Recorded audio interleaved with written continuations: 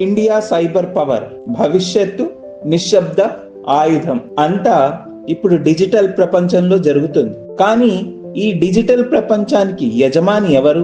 రక్షకుడు ఎవరు? ఇదే 21వ శతాబ్దపు కొత్త యుద్ధ రంగం, cyber war. Russia, China, America వంటి దేశాలు సైబర్ ఆయుధాలను బిలియన్ల డాలర్లతో తయారు చేస్తున్నారు. భారత్ మాత్రం మౌనంగా కానీ ధీటుగా తన సైబర్ సెక్యూరిటీ శక్తిని పెంచుకుంటుంది. డిఆర్డిఓ, రా research analysis wing, NTRO, పిఈఆర్టీ India వంటి సంస్థలు ప్రతిరోజు వేల సైబర్ దాడులను అడ్డుకుంటున్నాయి. భారత్ ఇప్పుడు కేవలం ఐటీ హబ్బే కాదు, అది ఒక సైబర్ రక్షణ కోటగా మారుతుంది.